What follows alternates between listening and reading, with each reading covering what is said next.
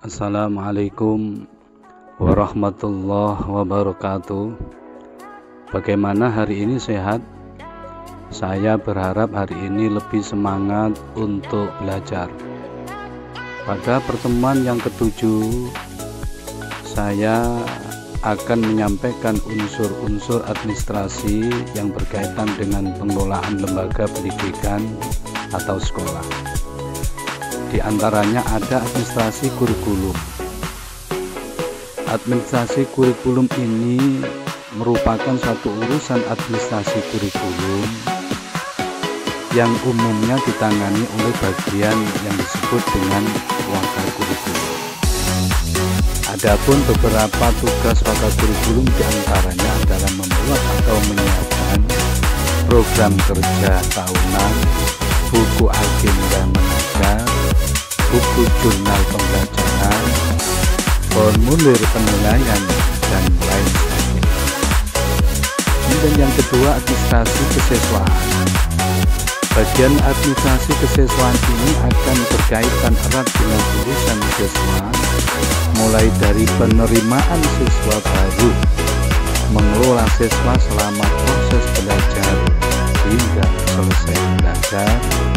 Data-data siswa biasanya dipegang oleh bagian kesiswaan. Berikutnya adalah administrasi kepegawaian.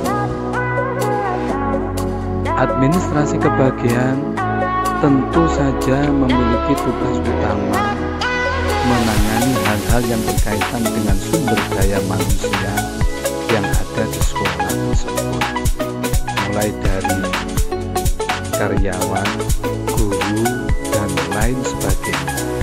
Absen guru, melakukan pengawasan kinerja seluruh pegawai menjadi tugas pokok bagian administrasi kepegawaian. Kemudian administrasi keuangan. Administrasi keuangan adalah bagian yang mengurus keuangan pada lembaga sekolah. Jadi seluruh pengelolaan keuangan menjadi tanggung jawab bagian ini. Berikutnya adalah administrasi persuratan dan pengarsipan. Artinya melakukan surat menyurat dan melakukan pengarsipan baik untuk surat yang masuk dan keluar adalah sesuatu yang lazim dilakukan oleh sekolah. Oleh sebab itu bagian administrasi dalam hal ini sangat penting. Selanjutnya adalah administrasi sarana dan prasarana. Bagian ini adalah yang mengurus dan menunjang seluruh sarana dan prasarana yang ada di sekolah.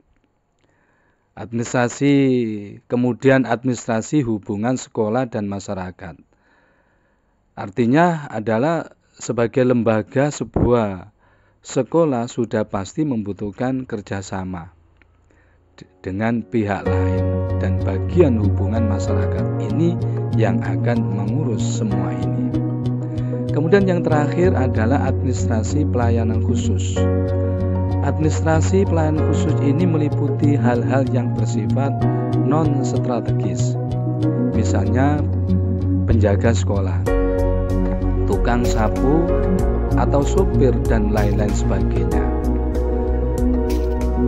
Pemaparan materi yang saya sampaikan tadi agar didiskusikan menjadi 8 kelompok. Kelompok yang pertama akan mendiskusikan tentang administrasi kurikulum.